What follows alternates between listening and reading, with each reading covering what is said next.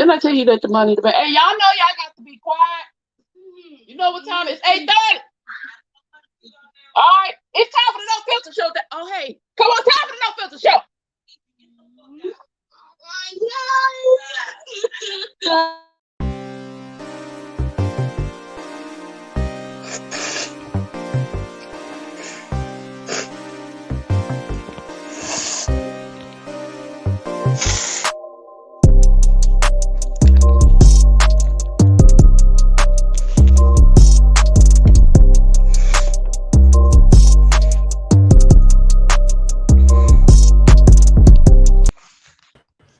Yo, what it do, what it is, y'all. It's your boy Tilghman, you know, into the infamous No Filter Show. As always, I'm joined by my great co-host. Y'all know the vibes, it's beats, bars, and faith. E-N-T-K quick, that's the fist, that is me. I didn't even mean to do that there, but it's all gravy, yeah. And I am the Blue Phoenix. Hello, guys. Excuse the background of the extras of the cheering and the peoples, but I'm here. How y'all great people doing this evening? Extremely blessed, extremely blessed. Can't complain. Oh well, Okay. what's the extremely about? It's just extreme. There's a lot going on. Yeah, because K Quick, Jesse Jane, and I did go off dropping at midnight tonight. So the new single will be out tomorrow. So yeah, where's Mo with them sound effects? Shout. Yeah, thank you. Right. Thank Let you. me see. Shout out. There's a lot to be excited about. So the single's dropping. Tickets to the comedy cookout go on sale tomorrow too. So what the heck Yes, is there sir. not to be excited about? Yeah, ho.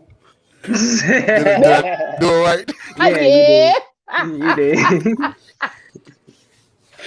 What the So I mean, we got a lot going on. Shoot, Oh my gosh. how are we Hey, man, gonna sir. act in front of a live audience though? I don't know. It's gonna be crazy. I'm not even gonna lie. I'm Uh, really excited about this show because like us together in a room is just crazy. But we gonna have at least 60 people there to feed off of. You feel me? oh And the man, it's the gonna be the so That's crowd dope. different, interacting. Oh yeah. So I'm gonna bruh. have to. One of us gonna have to hop up and go into the crowd with the Yeah, cordless mics and get the interaction of the crowd. Like quick said, I want it. but Oh, please give me the mic. Let me loose. you gotta take them all the chains. Take them all the chains. I got you. Yeah, No I'm gonna tell bullshit. you. If one of y'all make me walk off, my walk off is just gonna be to leave the yard and jump in the car and drive around the block. You know what? Take the camera with you. You be good. Oh yeah. I'm gonna be on the corner for real. Hey, Mm-mm-mm. go ahead. Hey, that's funny as hell though. No, yeah, you gotta be careful because somebody might pick you up. Now we can't save you if we don't Mm-hmm. know where you're going. Hopefully it's not Yeah, mom's. yeah. She'll come to the show just to She'll get you. She ain't gonna go. She she'll ain't pick gonna, me up. she ain't She'll gonna be wait for out you to there get to the waiting for car. me. If y'all don't know, my mother, Veronica Proctor. Yes, I'm telling her name. Oh, Oh, putting all the business out. Yeah, because my mama is the trip. But she always, whenever Quick gets around, she always goes and mess with Quick. It makes him blush so cute. No, I don't. Yes, you do. I so do he's Yes, not. smiling boy. like shit now. And my mom is what technically a cougar, I guess she would be up in that age. So yeah, it's so cute. My mother's funny. uh, does she mess with me or does she attack It might be a mix of both. me? Once you give it a Shouts go out. ahead, Shouts out to Von Dukes. She said, where's Mo? Mo and Stars dragging a little bit late. They'll be in Yeah. on a little By the bit way, tell later. mom I'm gonna be over next week to cut the grass. got you. Oh shit! Now it's getting real. It's getting real, man. So man, but So what's look, going on? man. Shit, look. So let's get right to it because I kind of been really wanting to talk about this subject. So right now the buzz around town is Lori Harvey and Michael B. Jordan split up. Mm. They came, I guess, came to a mutual agreement, to my understanding, and it's been a pretty much for the most part a peaceful breakup. The whole issue was that he was ready to commit, and she's just not ready. She says she's not ready to be locked down. She still has more life to live, and she still want to have fun. So they recently just first stepped out. Since the split up, she was seen at a baby shower, and he was actually at one of the playoff games chilling. You know what I'm saying? Mm. It's kind of crazy because at one point everybody was saying that they were couple goals, right? Right. They always labeling They somebody always couple do that. goals. They do that with abusive relationships. Yeah. So with all that being said, my question is, like, do you guys notice the double standard? Like, and I hate to be the guy to do it, but like, there's double standard where when men, we don't want to get married. You know what I'm saying? We always say, we not ready to settle down, and it's more kind of like more acceptable. But Lori is actually taking a lot of backlash for her, you know, feeling like that. So Phoenix, because you are the woman, how do you feel about that?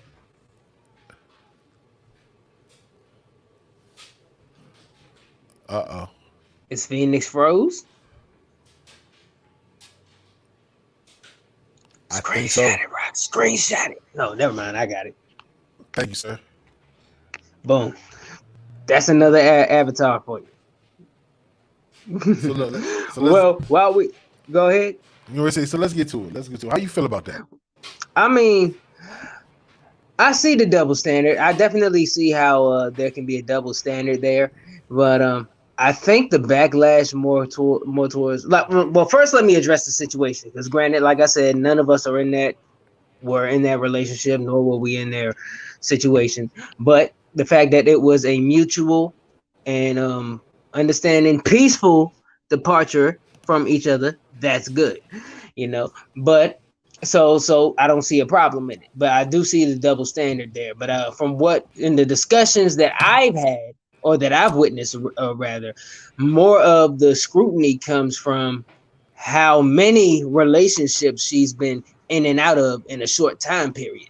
Like she was with Diddy, 3 months later she's with Future, 4 months later she's with this guy, that guy, then she's with this guy over here, and then she's with Michael B. Jordan for a year. And then somebody who I was talking with the other day said, "Bro, I got money. Said she gonna have a new boyfriend next week." So that's these are the conversations that I'm hearing, that I'm witnessing, and that seems to be more of the focus rather than just her saying, I'm not ready." If anything, I can really respect that because because that shows right there communication is being had. You know, they had to sit down, they had to talk about where they see themselves going for the future. Michael B. Jordan had one thing in mind. She has another thing in mind. They realized they were on two separate pages and they went their own way and they didn't waste each other's time after that. That I can respect. But just off of the conversations that I myself have been witnessing, it seems to just be her from what people call like her list, of individuals. Okay. So that's just what I observed. Hey, Angel, What up, and Kicks? that's interesting because they are in Hollywood. They are in that lifestyle where they date each other, and men and women date, other stars and stuff like that. And she's what, 25, 20, what, how old is Younger she? than him, yes. She's 10 years his junior. Mm-hmm. And, that doesn't make a difference sometimes, but a lot of times it does make a difference.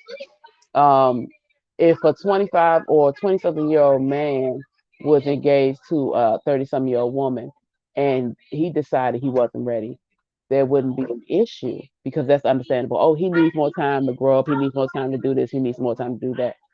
The fact of who he was dating would never come up.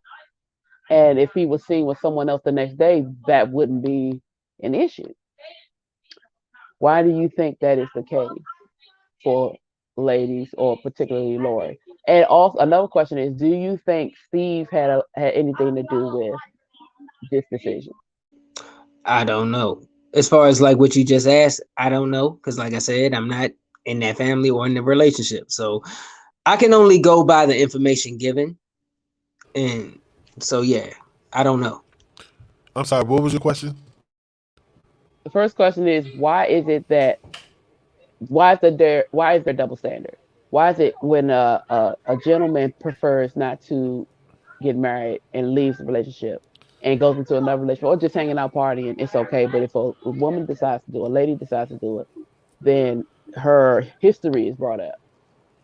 And if, like they say, she's going to be in a relationship in a week, that's brought up as well. Why do you think that is the double standard? Why do you think that is um, always Uh, highlighted? You first, Rock. uh. So why is there a double standard about pretty much them moving on faster, right? Uh, I think I don't want to say. All right, so when you say moving on fast, you mean like dating somebody else or just mingling and Dating seeing? and as well as the ending of the relationship. Like you see how they're Okay, coming after her so and they're bringing up her past.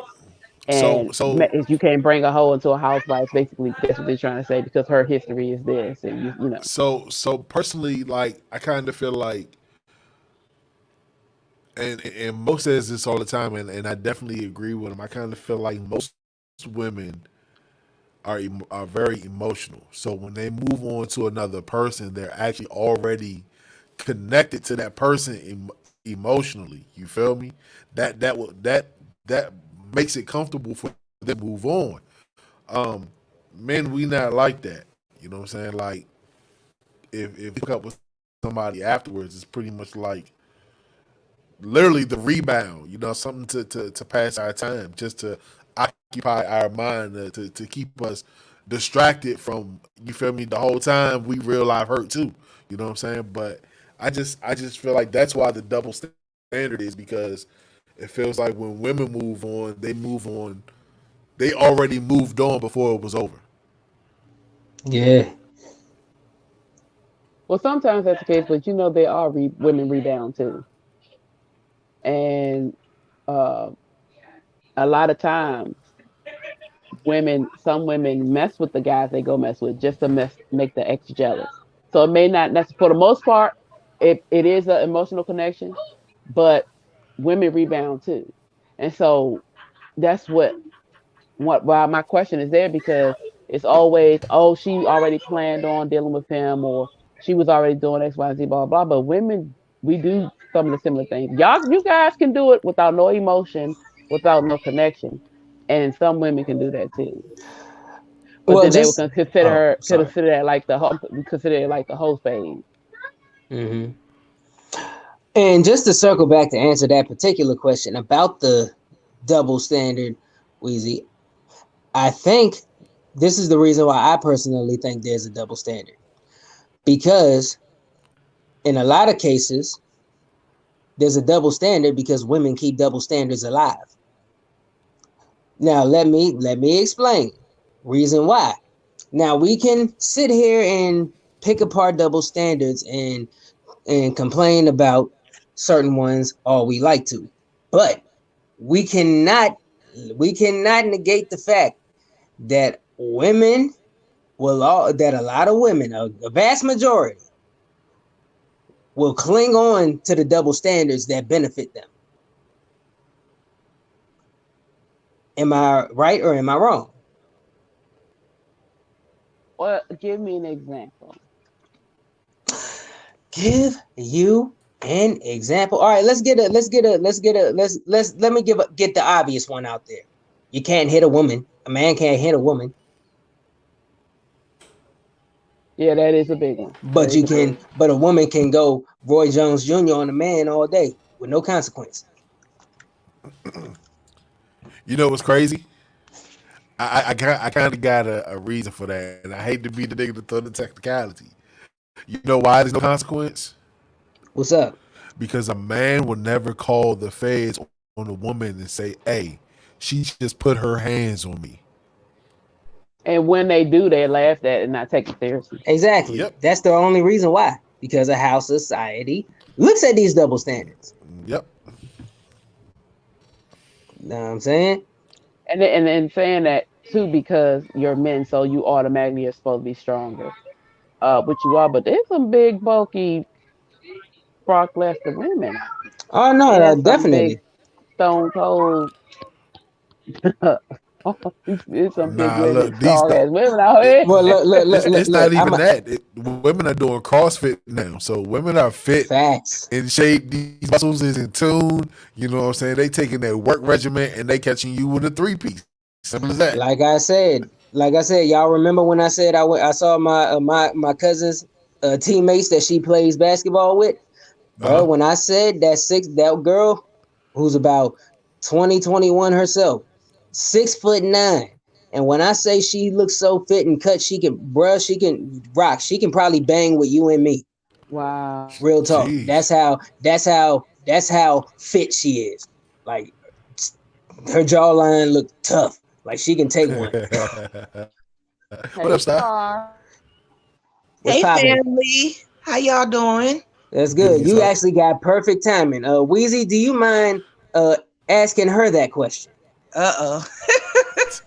Okay, so why the question was, why do you think whenever a relationship ends, if the woman, if the woman ends it or whatever, why do they bring up her past, who she's been with? But when a man leaves, they never bring up his past. And if he's out with other women, they don't even judge him. But if we're out with another man, we're judged. Um, I mean that just I don't know the best way to describe to convey what I'm trying to say, but that's the age old thing. That's the way it's been. A woman who has more than one sexual partner is a hoe, a slut, whatever, what have you. But a dude with more than one sexual partner is supposedly the man.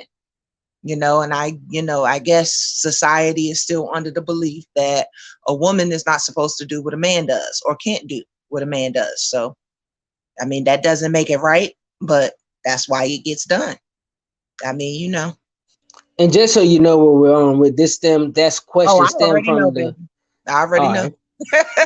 I Oh, do already you? know. It's the biggest story all over the Right. internet So what right are now. your thoughts on it, or what Then do you think? speak. Um, I think she did waste his time, but at the same token, I I think he may have moved too quick. I don't know a lot of people who are really truly ready to jump the broom after only a year. But this woman admittedly was in love with Memphis Depay, the NBA player. And when he left her, that's when she started notoriously dating. I think it was Future first, then Justin Combs, then Diddy. Like you got to really, really, really be in a hurt place to date both father and son. Um, I think she knew she wasn't ready. I think they should have had an honest conversation up front about whether they were going to be completely exclusive and take one another serious, or were they just going to date and have a little fun and decide what happens next. Uh, I mean, I feel bad for Michael that he didn't get what he wanted, but at the same token, we don't know his motives either. What if he really didn't, take her seriously and it was just simply about being able to say that he's the one that locked down the notorious Lori Harvey that no man has been able to lock down yet. Like there's a whole bunch of things that we don't know and key components as to how that situation rolled out. Just on the surface of it, I feel like they should have had better communication.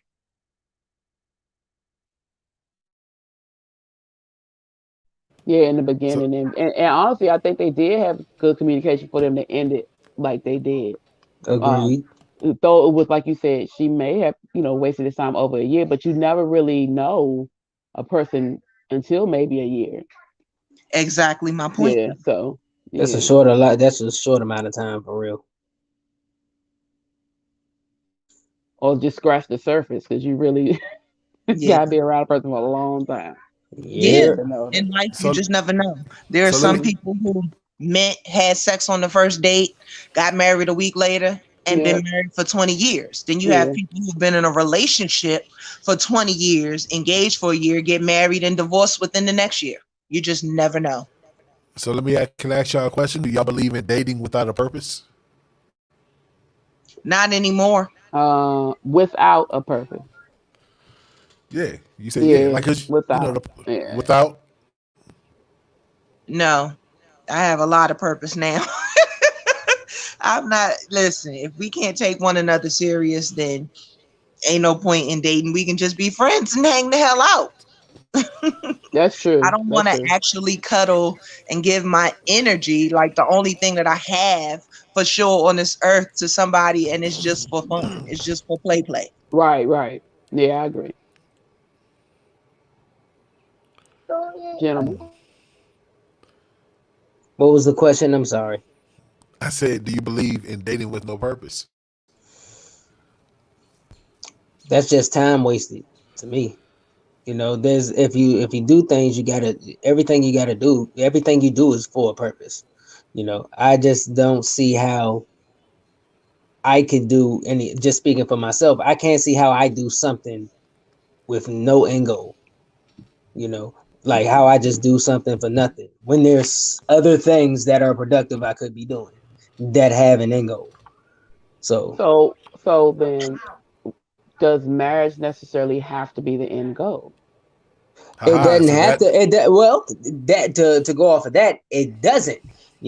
It It depends on depends on the what value of it. well, yeah, it depends on what your interpretation of an end goal is. Absolutely. I was getting ready to say the same thing, sweetie. So yeah, mm, I was so going to say it's technically, left up to the interpretation of the individual person. yeah. Because when you look at Lori Harvey's situation, she's going to be cared for financially for the rest of her daggone life, whether she get married or not. And now they call that gold digging, but back in the day, it was called marrying for security, a man who can financially take care of you. Lori doesn't have to think about marriage because Steve Harvey is married to her mother, and Right. she's 25 years old, and he's already made it clear that, she needs to find a man who has more money than him, that can take care of her better than him, as her choice of life partner. Yeah, So with basically that her being said, dowry.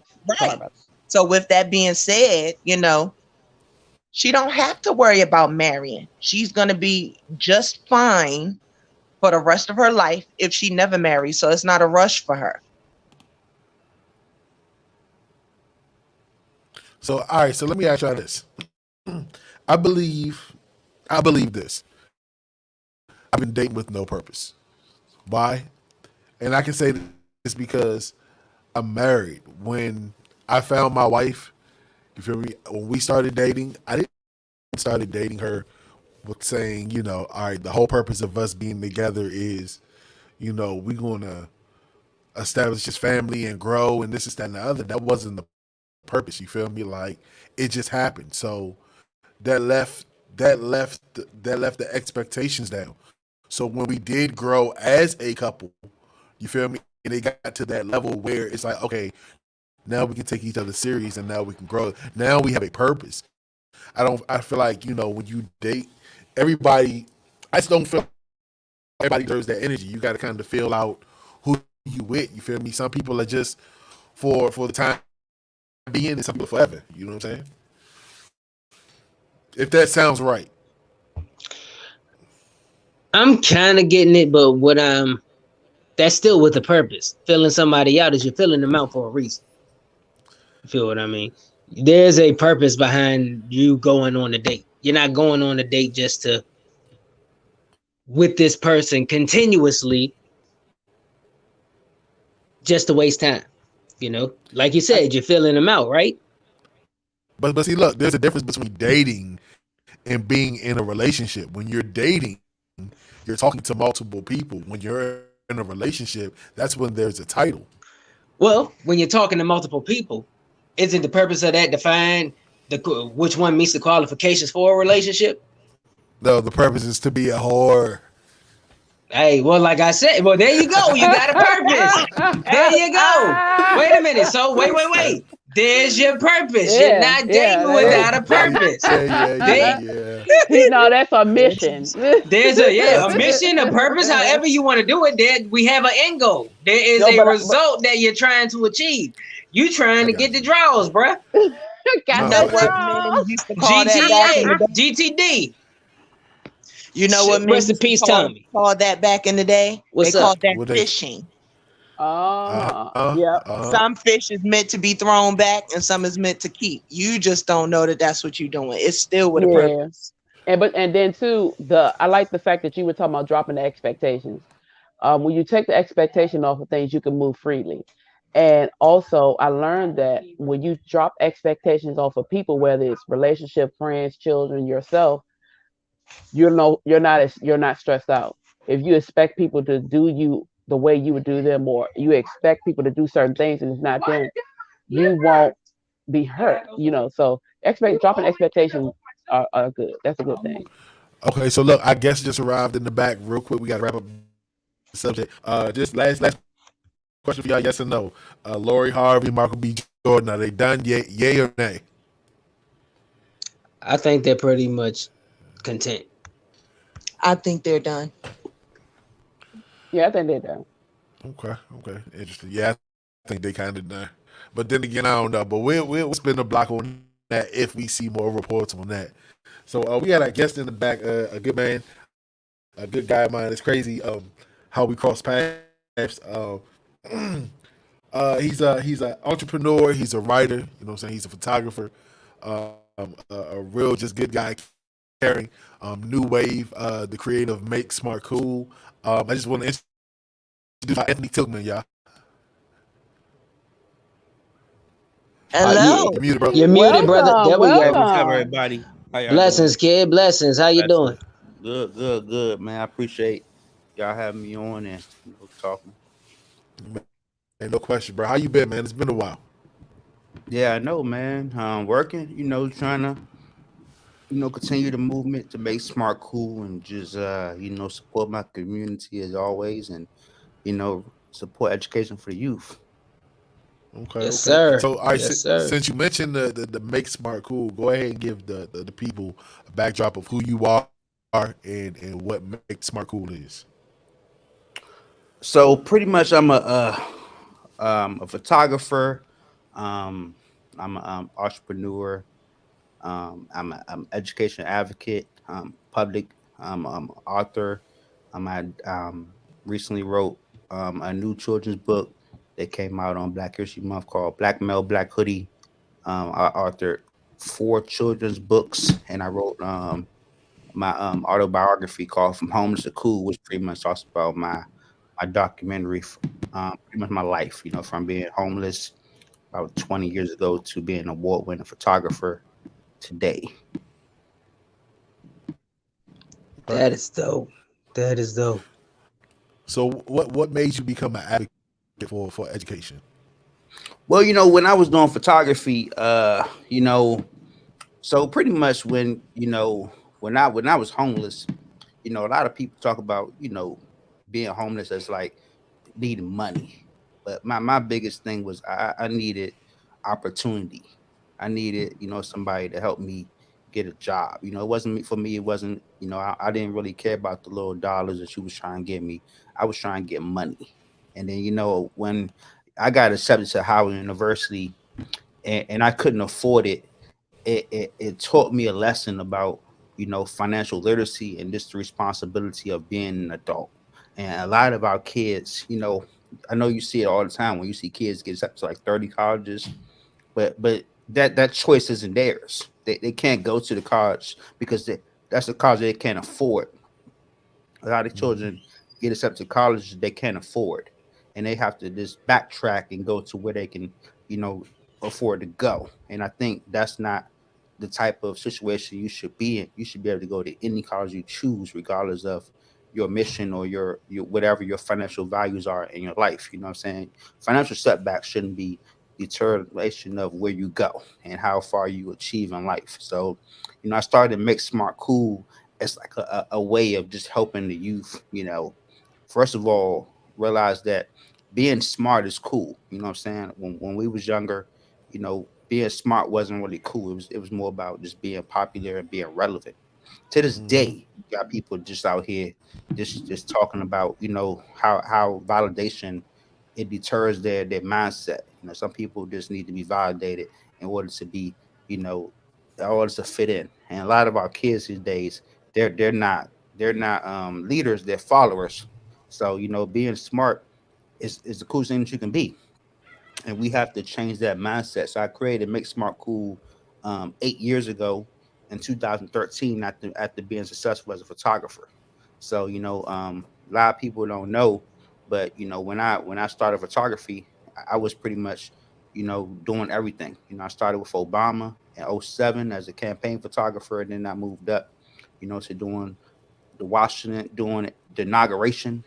Then I went from doing inauguration to the Oscars, to the Grammys, to the all the award shows around the world. So I became successful as a photographer, and I set that trademark just because a lot of people don't hustle. So I took my camera and I hustled with it, and now I want kids to realize that you can pretty much set your own goals, Mm-hmm. and you shouldn't let financial struggle set you back. So Make Smart Cool is that that kind of movement to make sure that you get a quality education, and we can help you the best way we can. So Make Smart Cool is one of the only nonprofits in Maryland that gives scholarships to students and teachers.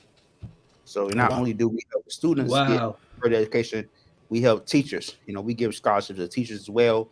We also give them, help throughout the whole year. I gave teachers gas cards. We do a teacher appreciation where we pop in on schools and get them donuts and treat them lunch. So it's more than just a saying; it's a movement, because education matters. Regardless of what we say about Black Lives Matter, without education, as Nelson Mandela said, you can't go nowhere in this world. Right. So Mm-hmm. we need to make sure that we all out here educating our youth to be the best that they can be, no matter where they live at and no matter what their financial struggles are. So let me ask you this: being the advocate for education, I know you really look at the school systems through a whole different view than we look at it. Because I look at it as a parent, and what I see that there's a disconnect at times between the teachers, the administrative staff, and the students. And it's like they can never ever be on the same page. Like, what's the disconnect? Well, first of all, teachers need to be paid a salary that's livable wage. A lot of our teachers, especially in Maryland, are underpaid. I think we need to make sure that our teachers are earning well above what they're getting right now. A minimum for a teacher should be 60K a year. That's your starting salary for a teacher.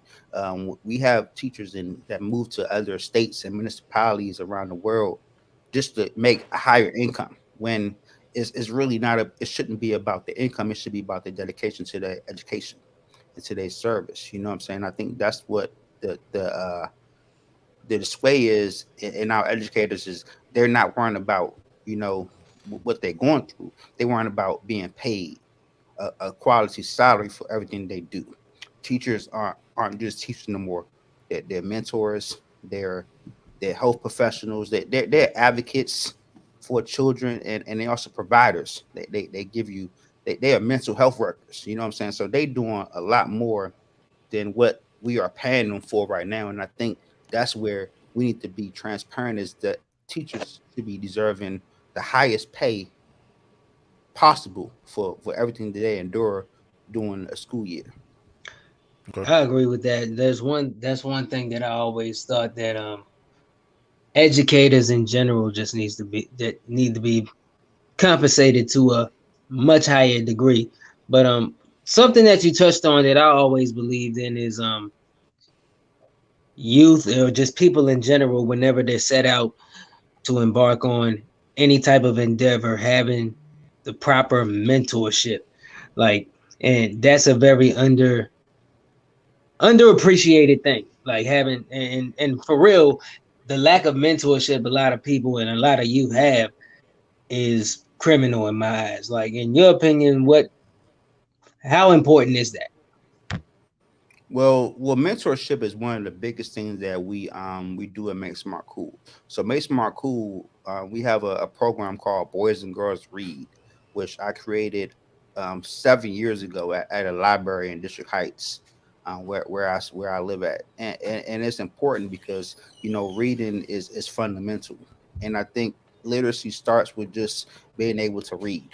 When we all was younger, the first thing we have to do is learn how to read and write. And I think that should be a fundamental learning advantage to help you throughout your whole life is learning how to read and write. So, I started this reading program, and that's one of our biggest programs right now and Make Smart Cool because, we have to make sure that our kids can read and also comprehend what they're reading. A lot of kids they read a book and they can't really comprehend what's going on. So our reading program is one of our premier programs at Make Smart Cool, and we do that program every Monday. What I'm saying, nonstop.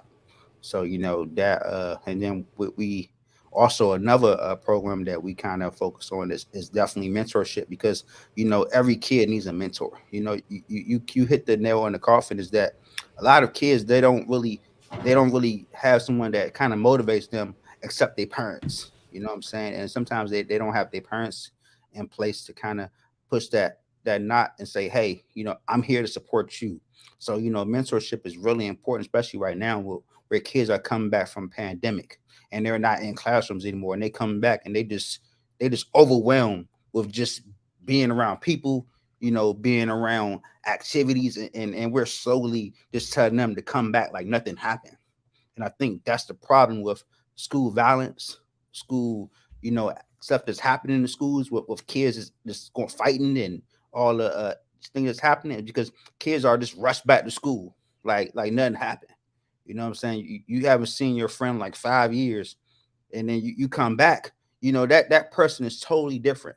So just imagine if we left, we still in a pandemic, and you're sending kids right back to school. They're like, hold up, this is like different for me. Like you, some people aren't even the same person after a year. So you know what I'm saying? Like, and that's what we have to really realize is it's more than just mental health. It's about how you approach this solitude. You know what I'm saying? We was in solidation for like literally a whole 2 years, and now you can just jump back up and start like nothing happened. And then most of the issues that happened in school happened before the pandemic. So we really can't blame the pandemic on stuff that's happening in the school system because we're still the same. We're still having the same issues that we're having now. When I was in school, it wasn't even such thing as bullying. You never heard mental health. You never Hmm. heard social distancing. So we really making up these words. These terms are actually just made up because we never used them when we was younger. When you was joning on somebody, you never said you was getting bullied. You know what I'm saying? When we was younger, we was joning on folks. We was like, man, we never heard that term bullying in the 1990s or the early 2000s. So Hmm. now we're just saying, okay, you're bullying, but we never describe how bullying affects our youth. We never actually broke down what bullying is and how it actually causes us to react. A lot of kids don't even know what emotional intelligence is. You know what I'm saying? If we use the terms, we need to use emotional intelligence. You know what I'm saying? We need to focus on how your emotional intelligence it persuades how your mind thinks or reacts to things. So that's what we really should be breaking down how bullying is emotional intelligence. If you're having a bad day, you shouldn't even go to school. You should literally just call out. We're not preventing things no more. We're just letting them happen. So let And, me ask and you this we're real quick: Do you go ahead. think when it comes to bullying, because that term is back in the day growing up, whenever you did hear it, it was something serious. So when you say bullying back in the day, I would think of, oh, you getting beat up. You feel me? They taking your lunch money. You feel me? Like Joan ain't like you say. Joan ain't really nothing. So do you think that do you think we're being too sensitive? You feel me? Are we teaching the kids that all you got to do is run and cry and Nah, I things? mean, I honestly don't want to. I don't want to say that because bullying exists. It's Hmm. more of an emotional intelligence because, like I said before, if you're getting bullied or if you're getting harassed, then that's an issue. You know what I'm saying? We do have kids that constantly get bullied every day and nothing happens. And I think we just need to really prevent stuff from happening rather than just calling them bullying. A lot of kids don't even know what bullying is until you actually tell them. We're not teaching our kids what bullying is early, just like we're Well, not teaching them about financial literacy early. Well, I'm Wh- glad you touched on that because that was my next question. Which It's a question? two-part question because you touched on both things. The first one I would ask you, what would you teach the kids about bullying? Because we live in a day and age now where they're committing suicide even younger. I saw just last month where a 7-year-old black boy in Texas hung himself, and he left a suicide note about him being bullied in school and the teachers doing nothing about it. So, what would you tell a child at 7 bullying is? Well, first of all, we need to kind of break down what bullying is. That there are different types of bullying. So there's verbal bullying, there's a social bullying, and there's a physical bullying. So those three types of bullying are what affects our youth every single day. And we have to really, in order for us to really comprehend what bullying is to children, we have to really figure out how to define what's actually going on with them. One thing the parents need to do is talk to their children about what's going on.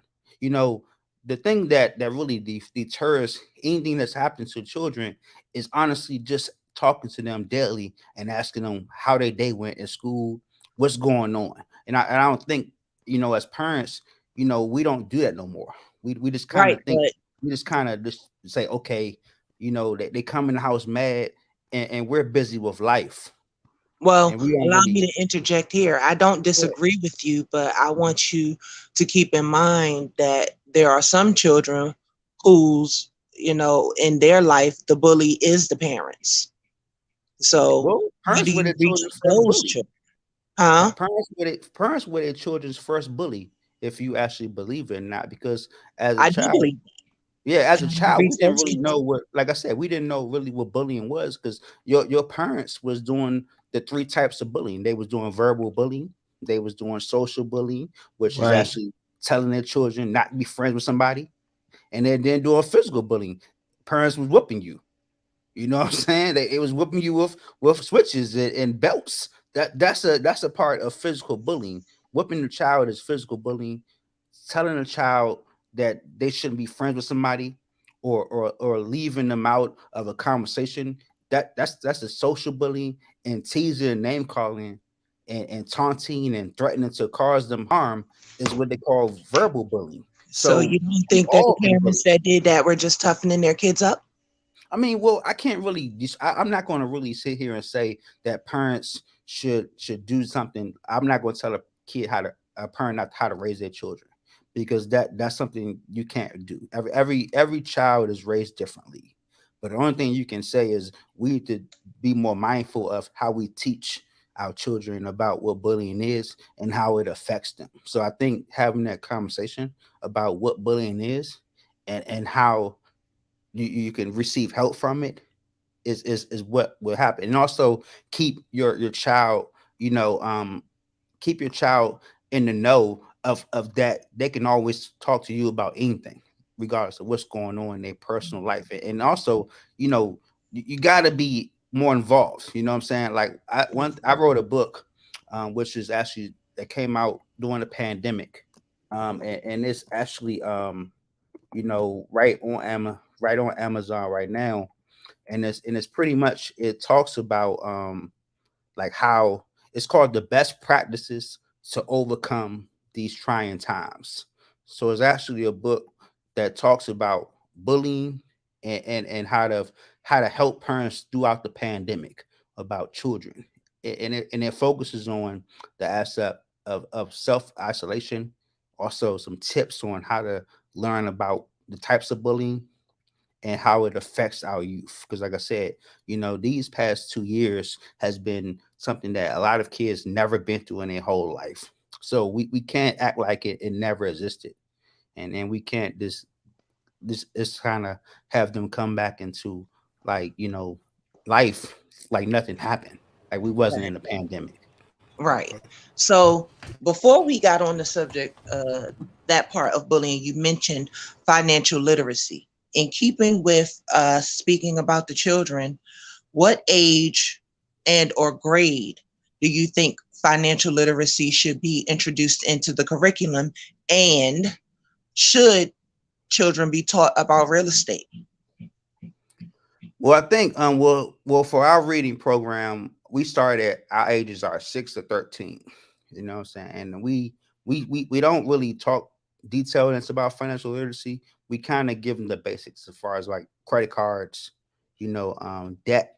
So you can start financial literacy as early as middle school because kids they understand what's going on. They understand debt. They understand, financial struggles. And a lot of kids these days they react based on what their parents are doing. If you see your mom or your dad just complaining about bills, a lot of kids' intuition is to help, and that affects their mental state as far as them trying to help their parents out. A lot of kids they say, man, if you hear your mom just on the phone talking to bill collectors and just negotiating, your first instinct is to help.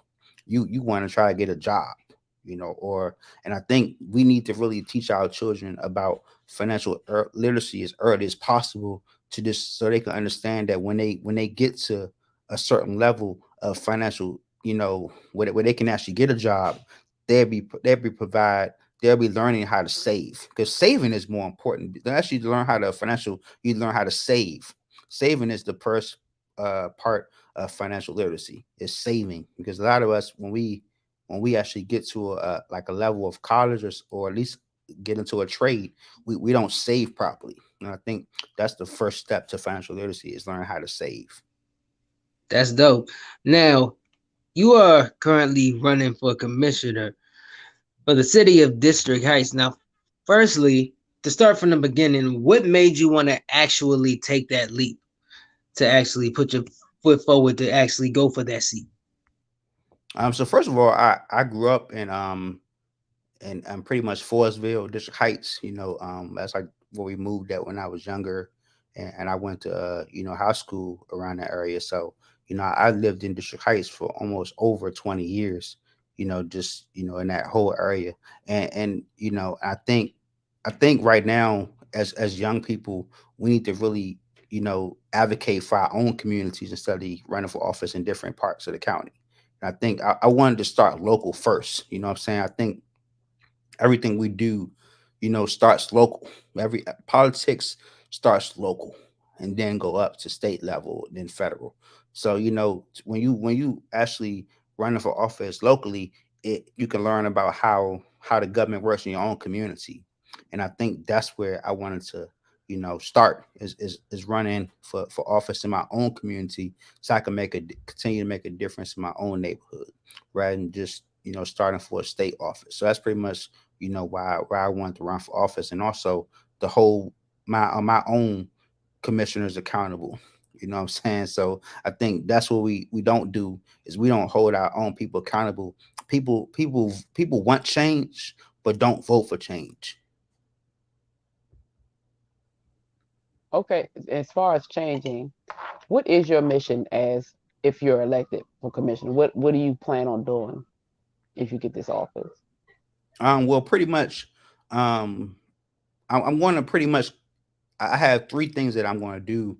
Is I'm going to be accessible, I'm going to be accountable, and I'm going to be transparent. What I bring is I bring my accessibility to the residents of the city of District Heights.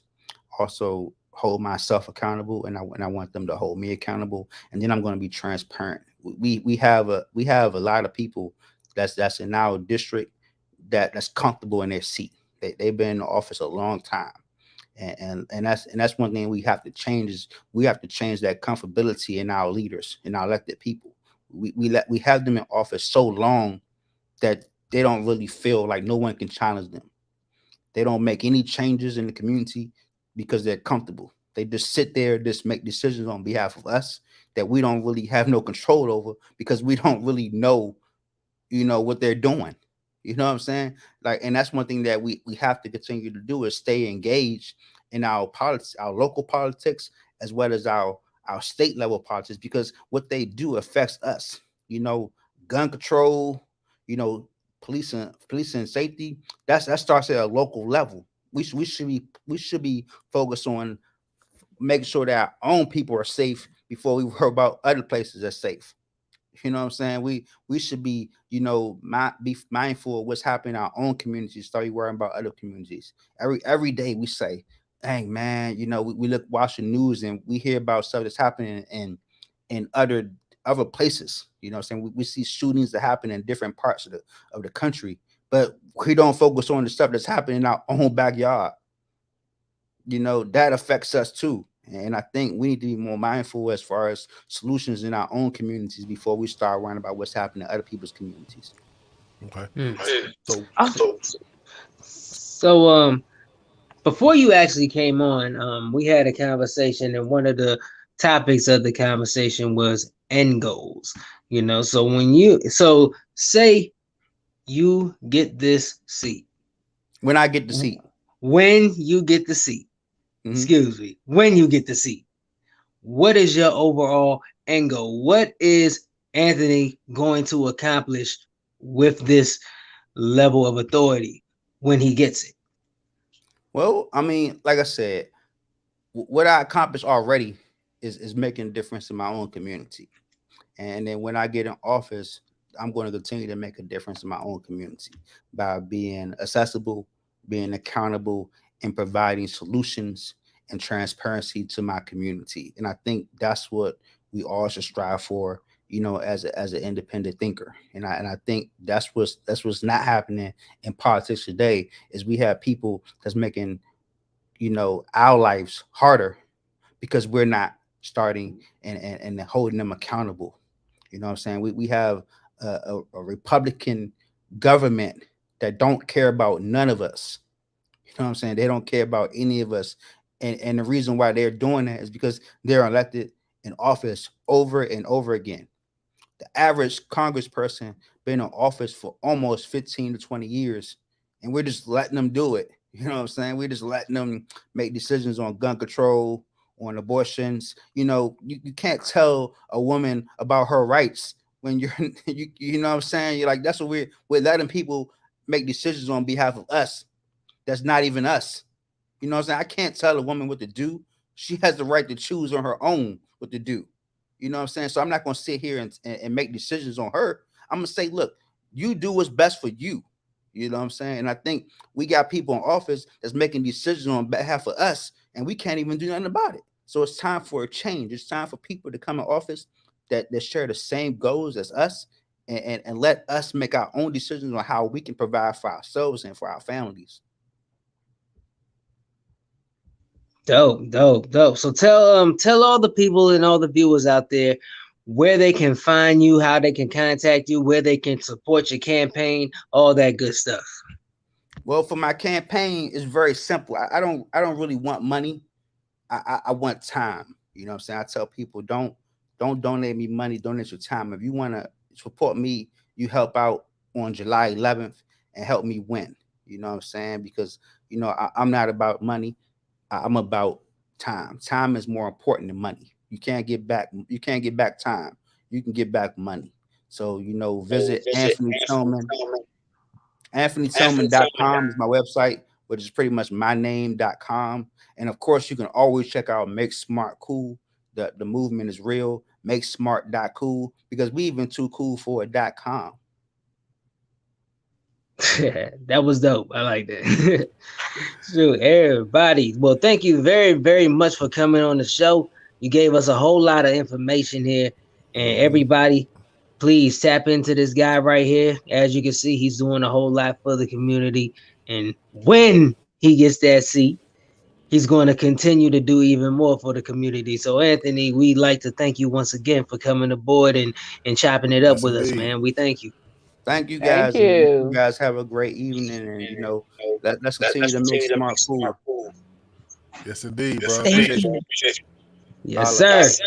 Anthony Tilghman, everybody. Hey, let me tell you what made me gain a lot more respect for him when he asked for time instead of money. That was dope.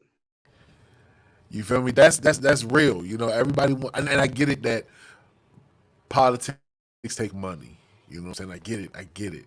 But he wants time. That shows that he wants that. I don't know. That just hit a little different. Like I said, I'm real skeptical about politicians and what people stand for and their approach. That was different. So listen, I had a question that I wanted to ask him, right? But we ran out of time. Can we take 2 minutes and I pose my question to the panel? Do your Let's thing. get it. So my question was about education. I noticed Mr. Tillman, Anthony Tillman, seemed to, and I said seemed because I don't want anybody to get him interpreted. It seemed that he was saying that parents need to step up and provide more accountability and more stability to their children. What I wanted to know, though, was on the education side of things, because we all know that our Black children don't get as much of a quality education as other children. So, if you dismantled the curriculum, let's say your child has 5 classes per day, and you had to come up with the curriculum, what would those 5 classes be? What do you feel that your children should be learning about every day? All right, so real quick, I'm gonna keep my shit real quick and simple. I don't see anything wrong with the curriculum. I just think it needs to be stuff added to it. It needs to be improved. The foundation is good because whole time we use all this crazy other math and stuff inside of our jobs.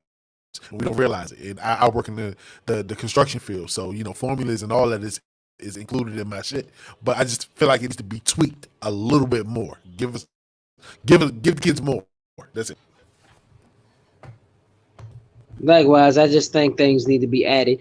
Like if mathematics is the thing, I feel like finance should be more of a mandatory thing to teach. Because granted, if I knew everything I knew now, back when I was like 18, bruh, come on.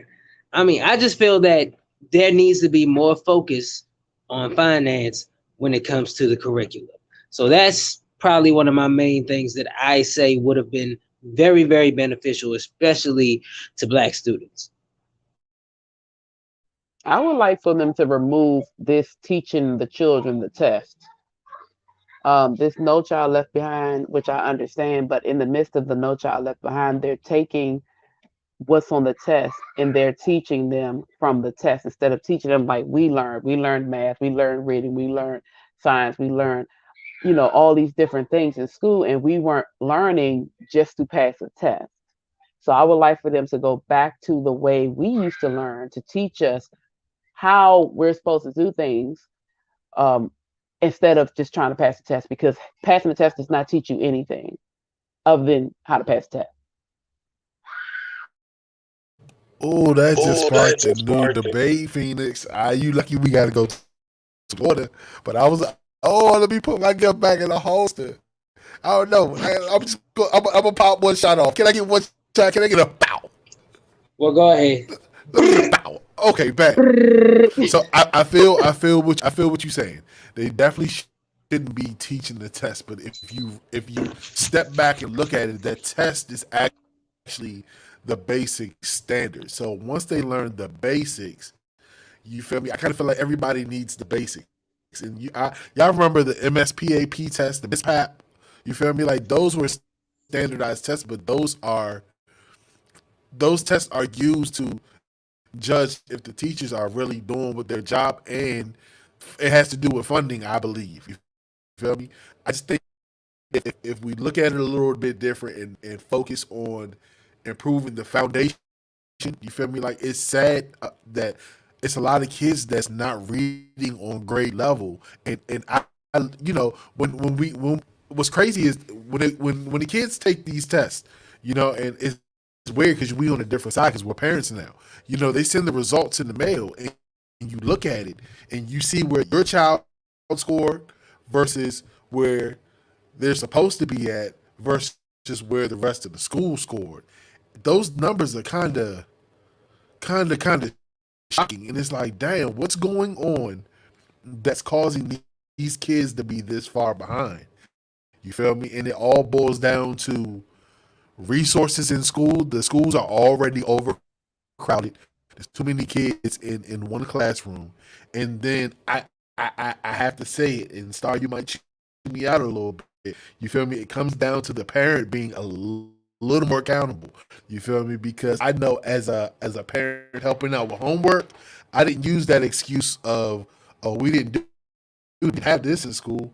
You know what I'm saying? I'll be like, all right, hold on, give me a second, and I'm gonna fucking Google like, let me refresh my memory on how to do this. So it's kind of like that's just my thoughts. Well, I'm at parents. Go ahead, Star. I wasn't gonna say much. I just wanted to ask him why did he feel I was gonna chew him out for that. I think parents should be more involved too.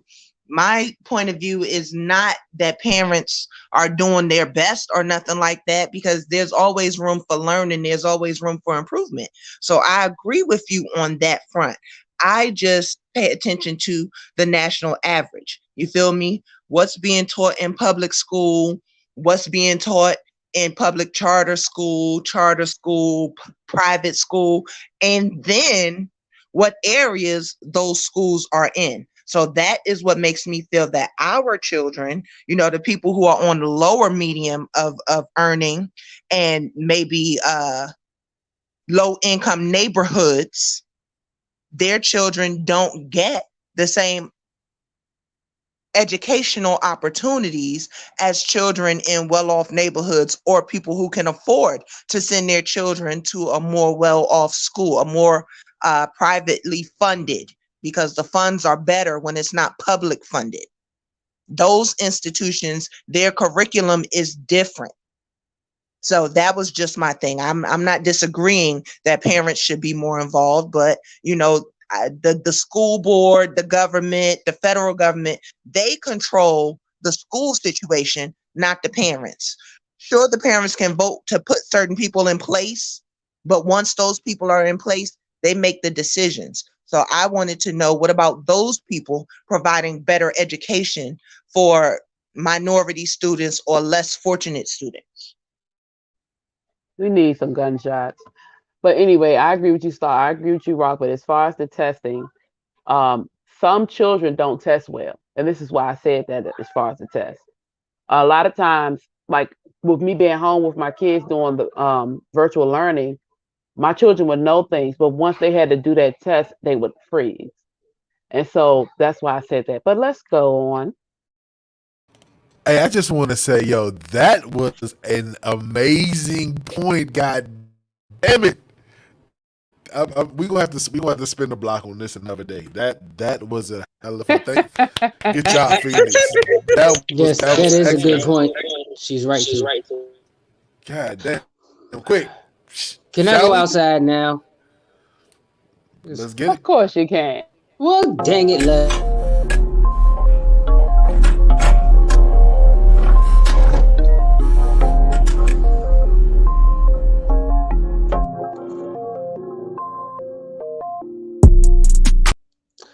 welcome to another edition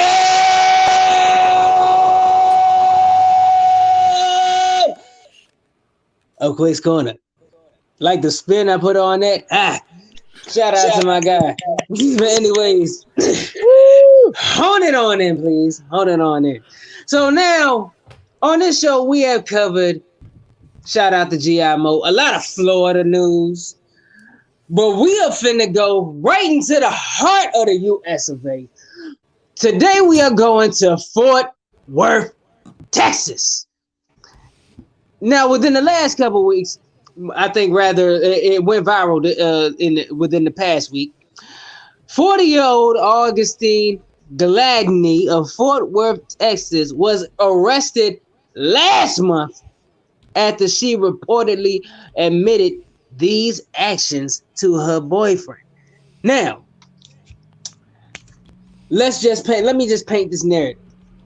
Now, the boyfriend comes home and realizes the cremated remains of his mother is missing. Now, granted, after speculation, he actually overhears a conversation that his girlfriend, Augustine, has with her daughter where she states that she took his mother's ashes in a river, nearby Fort Worth River. Now, it hasn't come out. Now, there's a TikTok video where a comedian ironically reenacts this same exact this clip here. Play the clip, then we'll go over. I get sprayed, I get sprayed, I get sprayed, I get sprayed, I get sprayed, I get sprayed, Wow. Wow. Now, there's been speculation that this is actual footage of Augustine, but then on the other hand, there's people who say that they've identified it as a known comedian who does skits on Instagram and all that stuff. Now, granted, it's not fully confirmed if this is actual footage of her doing this or if it is a skit, but the case is very, very, very, very, very real. She's actually indicted as we speak for abuse of a corpse. And yes, cremated remains count as a corpse. It counts as a corpse. So let's just humor the situation and say, because the TikTok video says he cheated, so I threw his mother's ashes in the river. Let's just humor ourselves and say that that's the case, because the reason for it or the reason she did it is not disclosed in the documents and all that. So let's humor ourselves and say that's the case. Was this too far? Did the punishment fit the crime? These are a man's mother's ashes that she just threw into a river. Was this too far? Before I give my 2 cents, I want to hear what everybody on the panel has to say, as well as those in the audience, and I give it to y'all. Rock? I'm gonna tell you like this. Shawty went too far. I don't put my hands on women. I don't. That's that. My mama raised me better, and in my mama's honor, I will honor that. But I'm gonna tell you one thing. My sisters, my cousins, my aunt, somebody gonna pull up, and somebody gonna whoop that ass, and I'm gonna sit right there in one of the backyard chairs with some lemonade, and I'm gonna watch. I'm done. I feel like, of course, she went too damn far. Like, she lost her mind. But my question, seriously, is if y'all broke up and you took everything else, why would you leave something so important behind for her to even be able to do that? I mean, I'm just being honest. Like, even if you don't have anywhere to live right then and there, you don't have a friend or relative that you trust to hold them so she couldn't do that stupid shit. Hey, listen, she did deserve to get her ass whooped, but I want to know what was on his mind that he left something so valuable behind. He probably didn't even think that she would do something like that. I'm gonna tell you right now. And then you said he overheard her telling her daughter that she did it. Like, so that means According they to the were in the report. same house. According to the report. That And that doesn't even might have make been his house. sense, We don't know. right? That doesn't even make sense. Like, what would possess you? Oh, you cheated, so I'm gonna just take your mother and throw her over here. I mean, that just doesn't even make sense. It's like, why would you do it? I wouldn't even think to do some mess like that. But I mean, I wouldn't even think somebody else would think to do some mess like that. So yeah, she get her ass whooped. Yeah, that's really crossing the And line.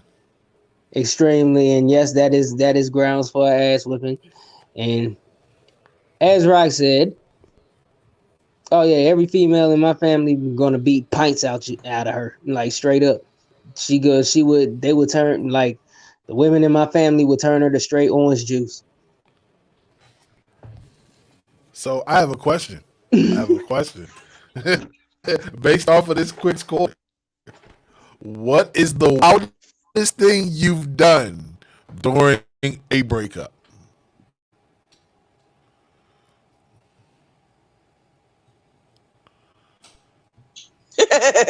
I was really Don't trying get. to avoid that question, but I see ain't nobody else gonna answer. Hold Hold on, on, hold on, Rock. hold Hold on, it in. hold on. Hold it in, Rock. I was on it. I was on it. My guy. Oh man, nah. Okay, That ain't so right. I got cheated on one time, and I was mad. I told him to get out of my apartment, and he wouldn't leave. So when I say we destroyed the apartment, we destroyed it. I snatched one of his drawers out and threw it at him. Uh, we had these beautiful lamps, his and her style, with they were black, and it was the man holding the orb, and mine was the woman, and all that other stuff. I smacked him upside the head with that. I hit him with his PlayStation. I had beautiful glass vases, candle holders. I broke a couple of those over his head. It was just an all-out knockdown, drag out in there. Like literally, when I say destroyed the apartment, there was no room to walk barefoot anywhere in the apartment. I threw a knife at him before. I used to be real wild. I threw a knife at his head. It stuck in the wall next to him. I don't know. I've done a lot of crazy stuff. But in all honesty, it was that one relationship. Bro, Let me I'm say getting that. it. Let me end it there. It was that one relationship where I acted my wildest, not all relationships. None before him, none after him. I'm glad you told me all this because first thing in the morning, I'm filing a restraining order. Damn. On what grounds? We got video evidence here. I don't feel safe. I do You not feel wasn't the safe. person, so you can't file off of I something I do did to not. somebody else I in my do past. not feel safe. She's a loose cannon, officer. So back to the question: what was the wildest thing you ever done during the breakup?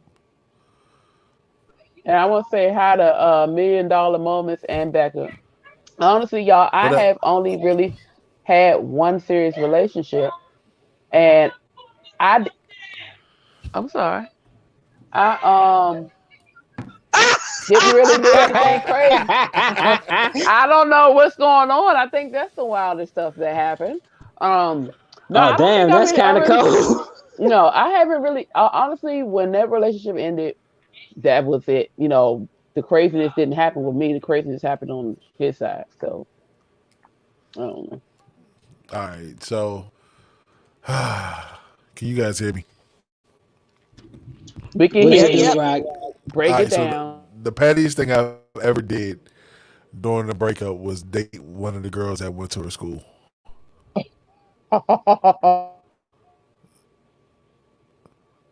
Did she I know about was, it?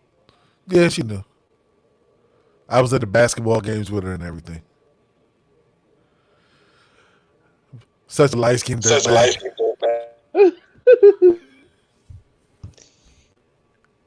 Now I haven't done anything petty, but I can tell y'all the pettiest thing that I've heard recently. So you can thank Kevin Samuels for this one because this woman who told this story was on his show. And I would just suggest y'all watch it because that conversation, he got it hurt. But anyways, she said, now granted, the person that she was with had a baby with him, by the way. So they got a son together. When they broke up, she was so mad at him. She slept with his cousin and had a baby with her. Whoa.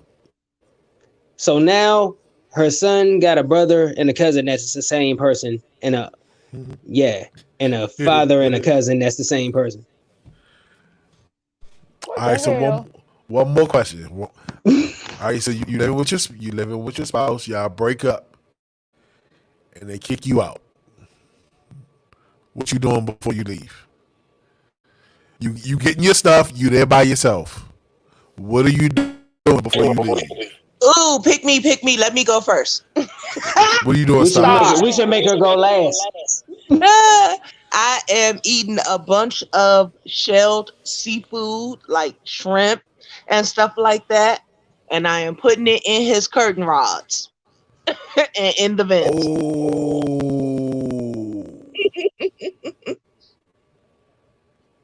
I that Shit. all I was gonna say Fishy, is fishy. I wouldn't do that because I I don't even know. I probably just do something silly like tie all the shoestrings together in triple knots and something simple like that. Just little stuff that I know would irritate them, or hide stuff that I know they would use every day, and just put it where you can find it, but I know they don't look. It would be stuff like that. Nothing serious. Quit. My bad. I ain't got a phone call. I missed the question. During the breakup, Okay, you living at your spouse's house, and she I'm with kicks you that. out. Okay. You're there getting your stuff before you leave. What are you doing to the house before you leave? Mm.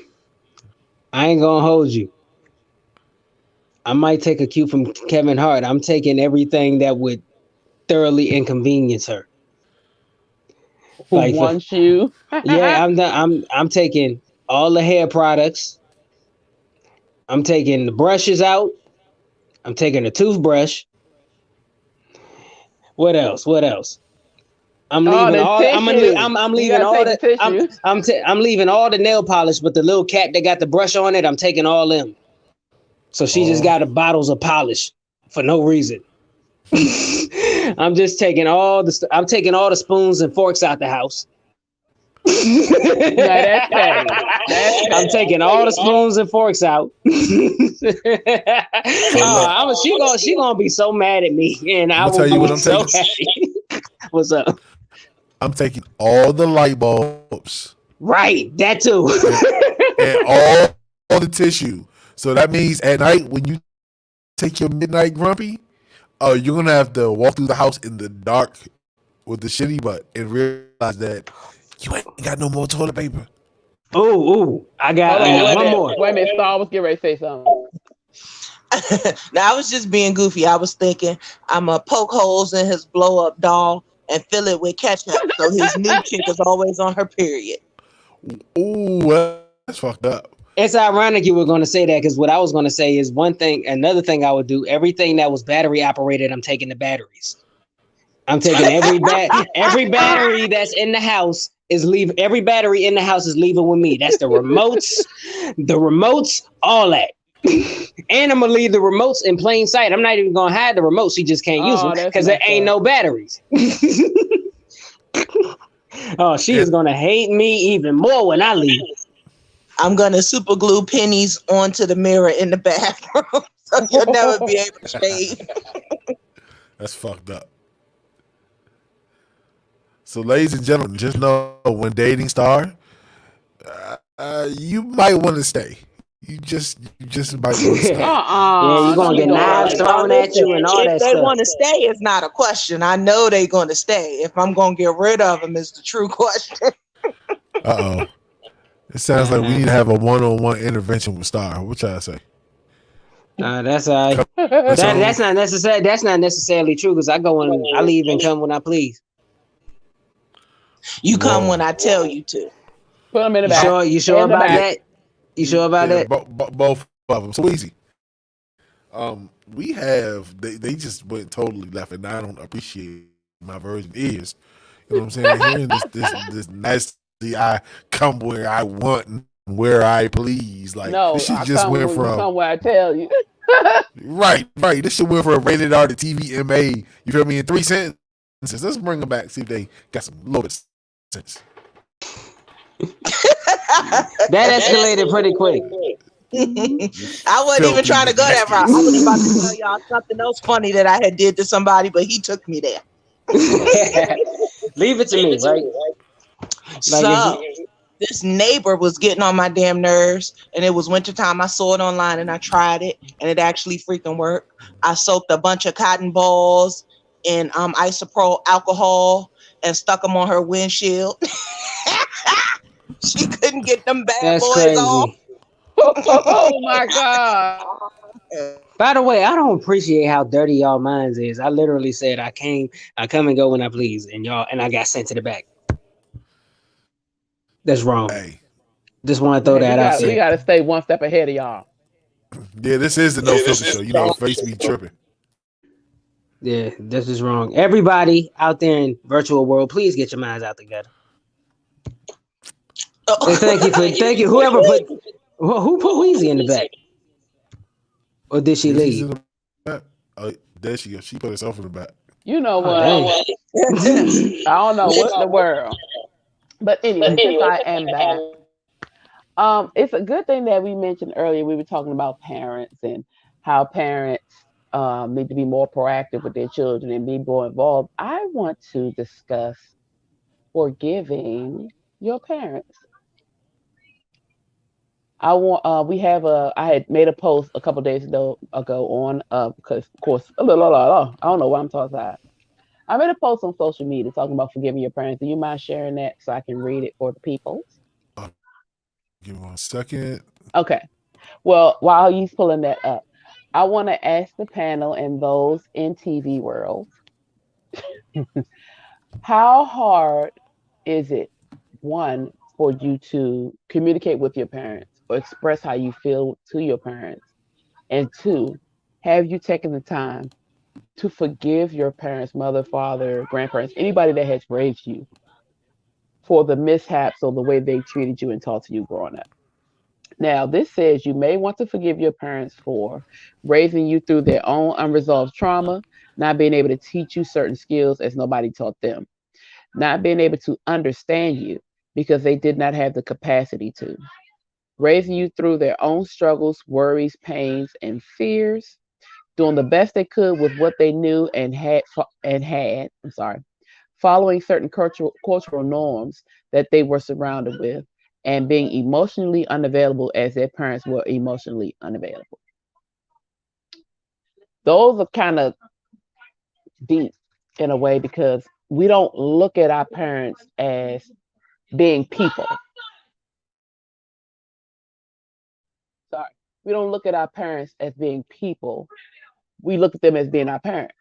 We don't see the people that raise us as having their own issues or that they have feelings and that they have struggles and that they are going through things while we're their kids. All we know as children is, I need you, I need this, I want this, can I have, can I have, can I have? Why are you yelling? Why are you being mean? Why won't you talk to me? How come I can't do this? Why am I getting a whooping? You're not listening to me.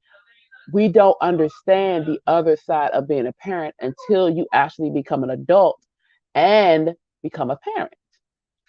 Once you become a parent, you learn these struggles of having to take care of a part of you because they come out and they act like you and you trying to figure out what the heck their problem is, all in the midst of trying to deal with yourself. And if you have your children while you're younger, you're also learning yourself. So have you all taken that time or do you have a better understanding now as adults as to how your parents dealt with things? So, Well, oh, go no, ahead, you can Quit. go ahead, bro. Appreciate it. So, my issue's never been with my mom. Like everybody, I speak highly. My mom has been my anchor, my rock, my number one since I into this earth until the day she left this earth. You feel me? I've never had any type of issue. You feel me? Of her. You know what I'm saying? Like she hasn't been the issue. Now my dad on the other side was the issue. Is because he wasn't there. You feel me? And as a parent, you know what I'm saying? Like, hold on. So let me rewind. So to my understanding, he lost his dad. He was like, so he really didn't have an example of how to be a father. So fast forward to now that he's a father, he's not really, or he wasn't the father that he was supposed to be. We were growing up. Now my little sister, he's on point with it, and I commend him for that. You feel me? He got it right. But with the older ones, you know what I'm saying? It was he wasn't there like he was for us. So my biggest issue was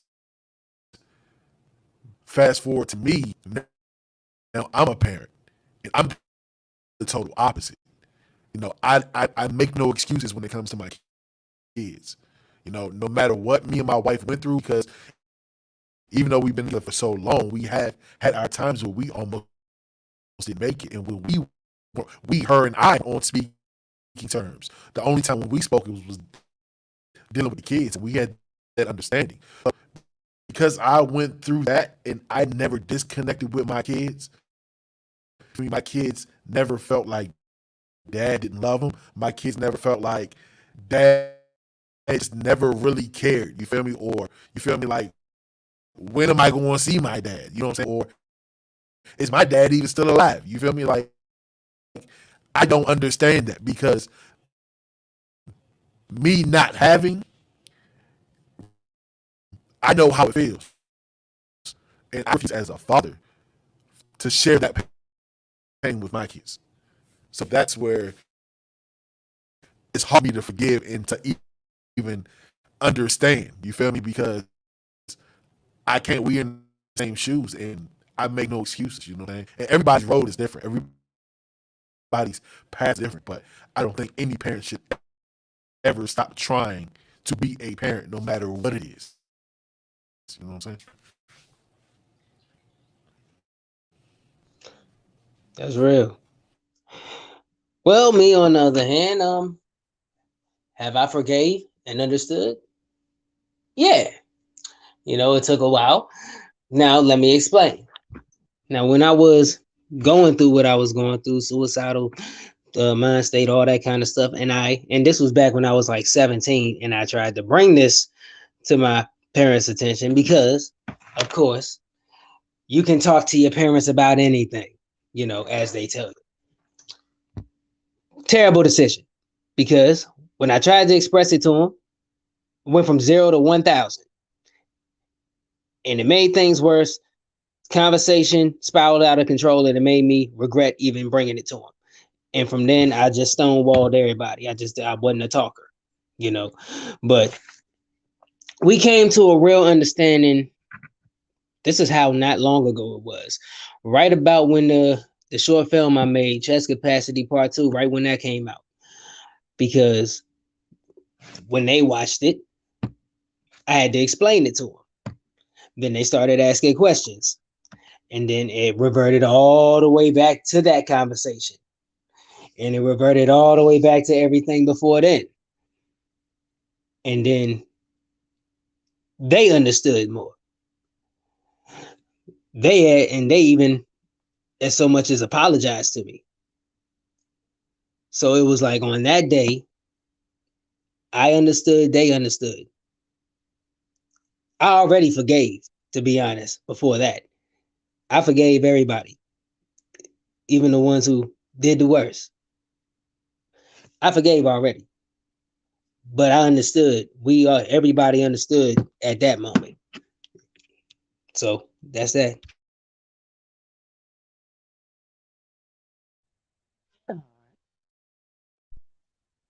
Oh, I'm sorry, y'all.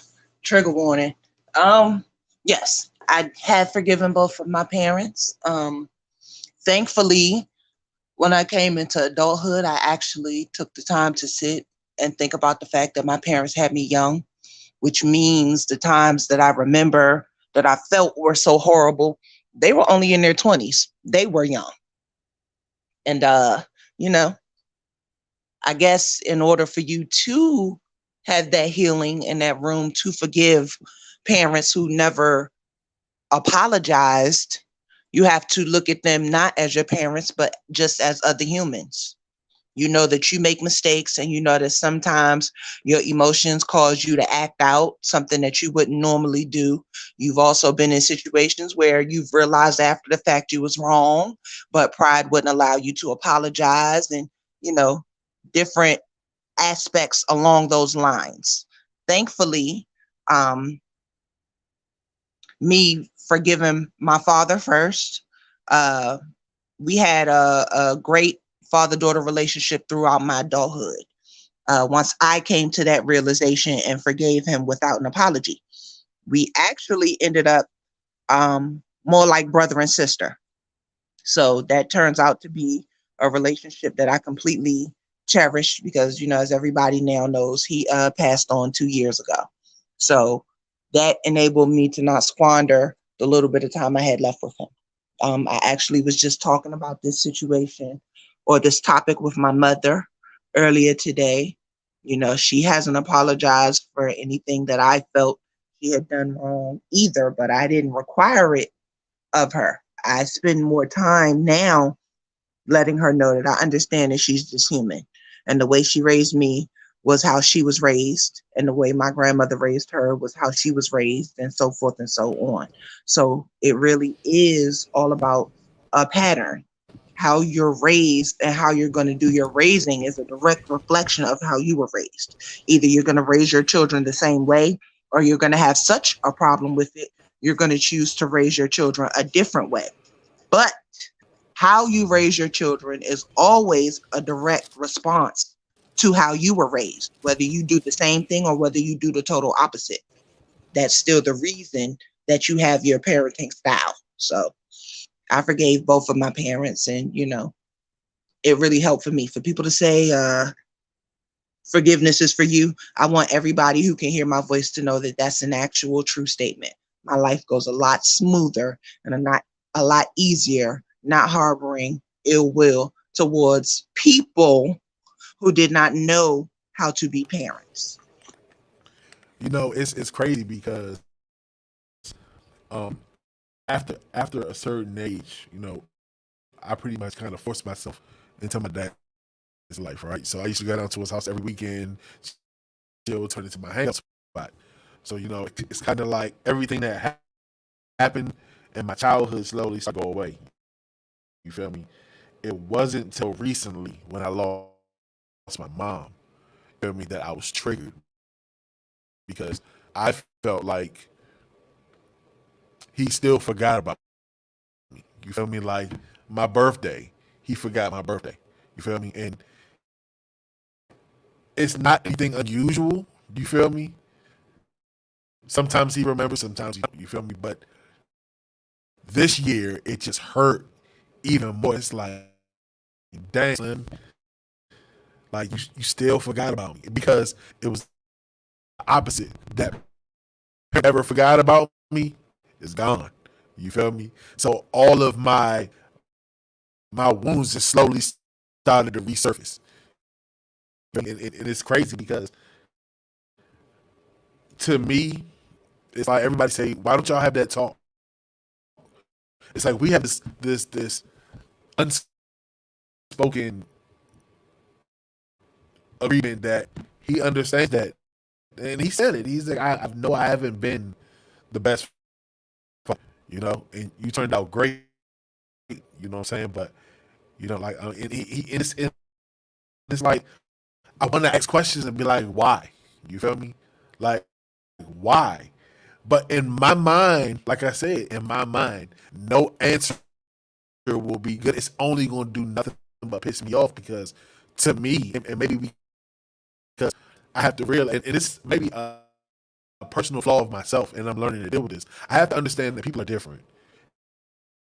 People deal with things different. People deal with trauma and grief very different. And I'm learning because as I go through my own grief, you feel me? I've just recently started researching grief, and it's weird. Like I watched a TED talk about grief, and this young lady lost 5 close people in 1 year.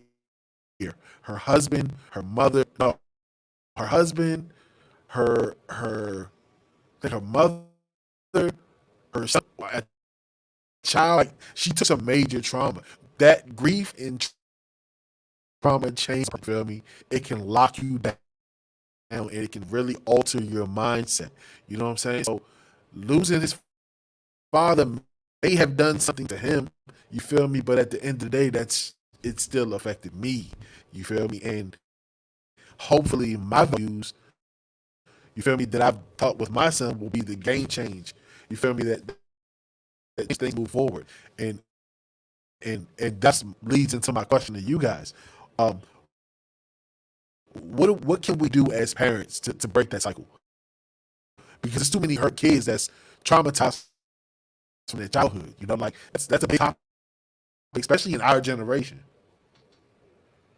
I think what we can do, one thing, especially with me, what I do, I was a young parent. I had my first child at 18.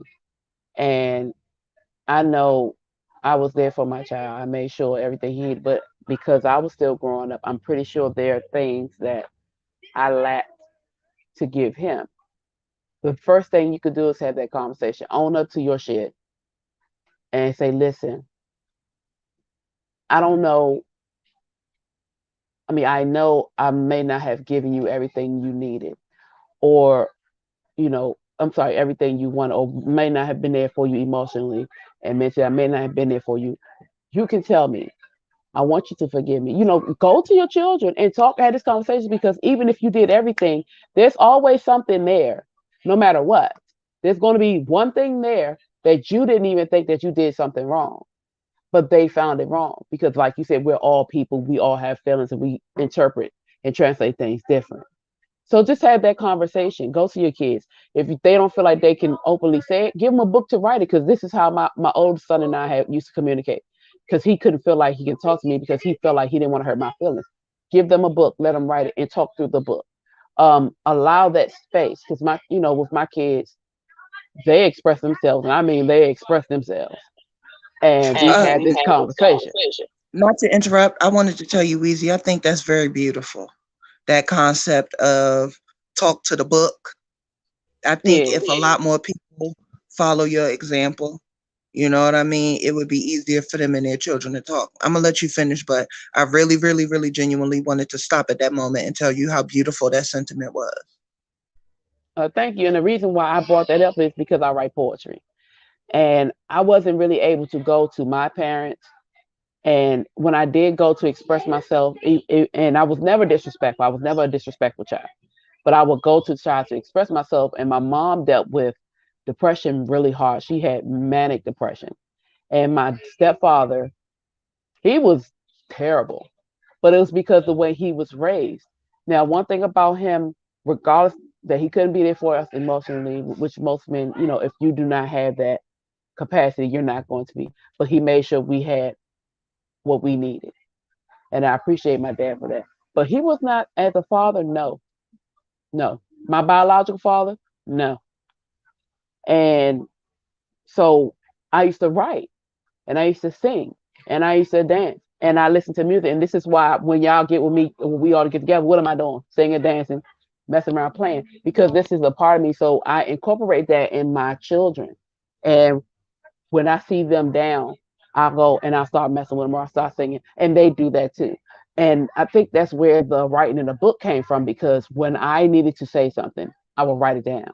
And I noticed that he would not say things. So that's where that came from. And I'm grateful that it worked for him. And that's why it's important to take the time to really pay attention to your kids. It's hard when, especially if you're a single parent, even if you are a single parent, when you have a two-parent household, it doesn't make it easier sometimes. It brings the structure with dad in the house and mom in the house. You have two people that can help with the children and to raise the children and teach them. But when you have a single parent household, it's just you. Even if you have other family members, as I have, I'm their parent too. Lord have mercy. Let me focus.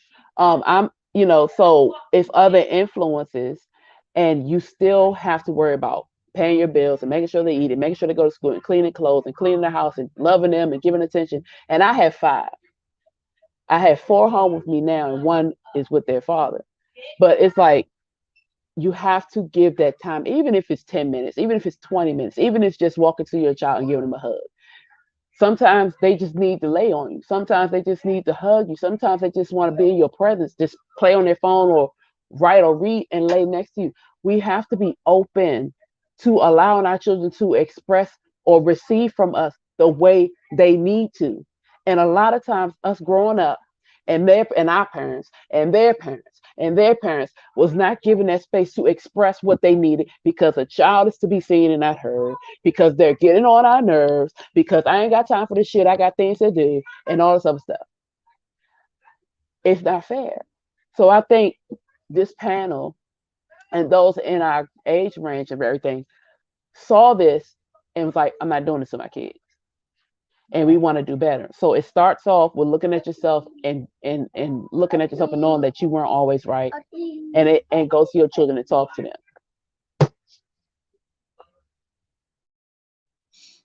Yeah. For me, Me and my children, so we have family meetings once a month. At that meeting, we just air out our grievances. Y'all not doing your chores on time and whatever. But we have other family meetings where they can call a meeting with mom or they can call a meeting with everybody, and it's understood within that meeting, whatever is said, there's no retaliation. So, like, I'll give you an example. Asia, she's my 20-year-old now, but she was underage when she tattooed herself. And I had a feeling. So I asked her, and she said, "No, mommy, I don't have no tattoos." I don't know what at that moment made me feel like she had one, but it was just pulling. So I just asked her directly, and she denied it. A week later, she asked me for a meeting. So I told her, okay, and she removed her jacket, and sure enough, she had a rose tattoo on her forearm, and she informed me that she was drinking with her friends, got drunk, and tattooed herself. So, of course, I explained to her the dangers of that and why I wanted her to wait until she was old enough to go to a professional shop and all of that other stuff. And that's where that situation dropped. For me, growing up, what I can honestly say I lacked from both parents was security. They always kept me feeling off kilter and not good enough. So that causes me to, love my kids more. They don't have to ask for a hug. I walk up and I give hugs. I walk up and I tell them I love them. I walk up and I kiss them. And my boys are all taller than me now. I don't care. I'll walk into a room and get on my tippy toes and just kiss them. You know, I,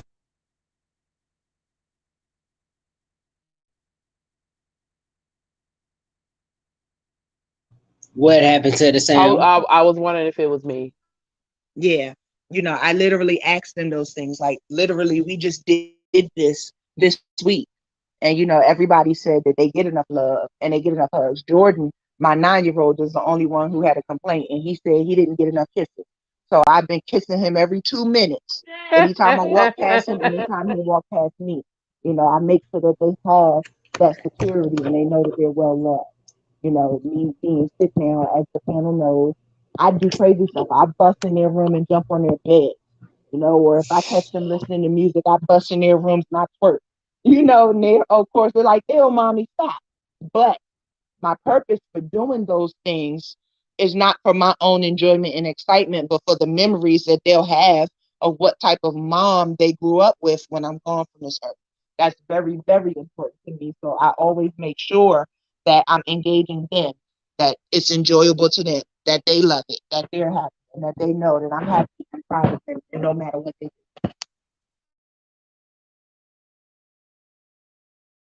I like that. That is really cool. And Jordan, he's just trying to take full advantage because he know you get that boy all them kisses. He needs to.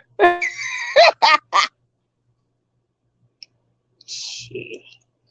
I don't care what you say. Jordan is, and somewhere in the universe, he's like already like 37 years old. Right. Facts. With I want to real quick because Rock, me and you kind of have a similar thing when it comes to our fathers. I am very patient. I'm very forgiving, just automatically. My dad, actually, I've always been a daddy's girl and didn't even realize I was. So nothing he did, he couldn't be forgiven for.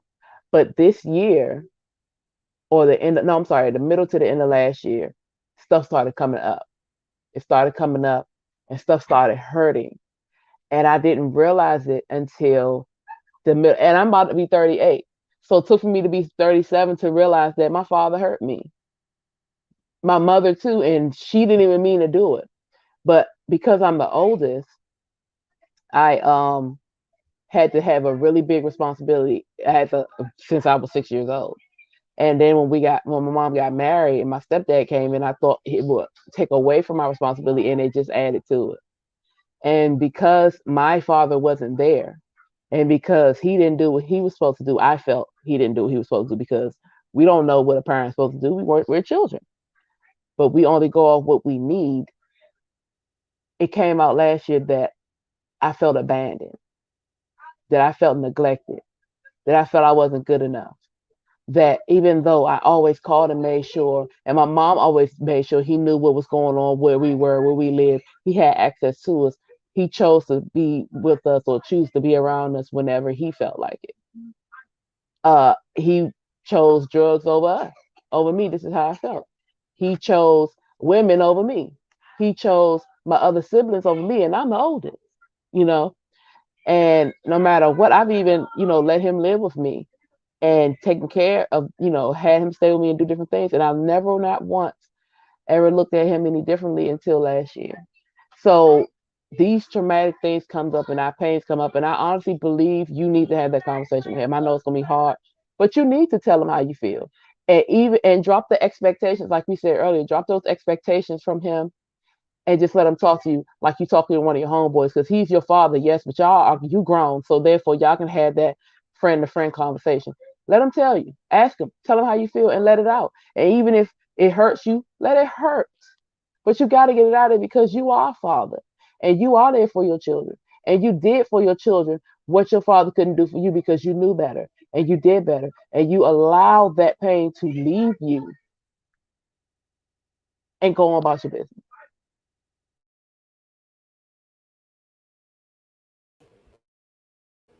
I guess the healing moment was for me tonight. I guess I got sprinkled with the healing dust. Is that what it was? Hey, look, man. No, This, but I understand, yeah, they got a valid point. You know what I'm saying? I guess just for me, I got to get out my feelings because, like I said, it sounds like bullshit to me. You know what I'm saying? I have to get past that part. You know what I'm saying? Yeah, man. you It's you'll be all right. It's gonna sound like that because you're a father now. You're gonna do everything you can for your child. But remember, we are a whole different generation, and it's something about our generation where we like, man, fuck that. Excuse the language. We're gonna do better. You know. So, that was deep. Thank you for your healing spirits, Of old course. blue one. oh, Thank you, Madam Blueness. Thank hey, you. look, we You had are most another welcome. subject we was gonna hit, but I think we're gonna end on that note. Yeah, I think we're gonna end on that note. I'm gonna post that subject in the on the page, and I want y'all to check it out and give us your thoughts, because we're gonna tap into that next show, Yeah, because we gotta go there. Huh. yeah, Speaking of the yeah, next yeah, show, yeah. I just want y'all to know that tomorrow, if y'all haven't been seeing posts, two things happen tomorrow. But let's get to the nitty gritty of one thing. You've been seeing posts of a flyer going around, and that is a show that has been facilitated by our one and only Tailor-Made Rock over here. That is the comedy cookout Yes, that will sir. be hosted Woo! by us. That's the No Filter Show. Yeah, Woo! all 5 members, that is. Mm-hmm. Think of Bone Uh huh. Thugs when Uh huh. Fleshbone got out of jail. That's how this is gonna feel. Now look, I'm Live, gonna say five this real live, he quick. said. What's up? Tickets go on sale tomorrow. And guess what? Yeah, that's the Right big thing. now, right now, just between me and Tony Cobain, a third of the tickets are already accounted for. They just waiting for the info. Oh, So yeah, better it's stop limited playing. tickets, people. Get your Uh-huh. tickets. I have a feeling we're gonna sell out by the weekend. Facts. So you might want to get to it because I got several on reserve myself. Mm-hmm. So yeah. If you want to be part of this exclusive event, as soon as you see a link live, you might want to tap in while the tapping is good and get your mind out together with that. But yeah, just tap the hell in because these tickets are going to sell. Because you got food, you got drink, you got vendors, you got musical performances, you got live comedy performances, and you get to be a part of a live broadcasting of the No Filter Show for the first time in front of a live audience. For the very first time. in front of a live audience. And trust, you will be part of the show because we're going to make sure of it. So the situation we are preparing, just get your dang tickets. And while you're purchasing your tickets, if you need a soundtrack to buy stuff by, you can cop that new single that I'm dropping, Go Off, that comes out tomorrow too. And that's all I got to say. Where can they find you? Me? Oh, you can find me anywhere. Like tomorrow, you should find me on Spotify because that's where that new single finna be at. You should find me on Spotify, Apple Music, and Tidal with the whole shebang bang. Find me on there first. And then after that, you can follow me at The Real K Quick and hit my website, IamKQuick.com, to follow me everywhere else. That's Facebook at The Real K Quick and all that stuff. But make sure you hit the Spotify and all those other platforms to get that song first. And then after you get the song, make sure you hit that dang link to buy the tickets to the dang comedy cookout. Like you know some bit. Y'all act like y'all ain't got no home training. Get to it. And I'm done. I ain't got nothing else to say. Good night. Is you finished or is you done? I'm done and finished.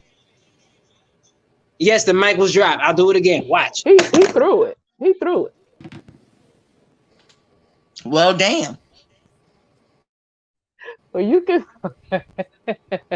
you can find me in St. Louis smoking no. Okay, anyway, you can find me on the real. I mean, damn, I'm reading quick stuff. The Thank Blue you. Phoenix Finish. Hills. The Blue Phoenix Hills, y'all. I'm sorry. On most platforms.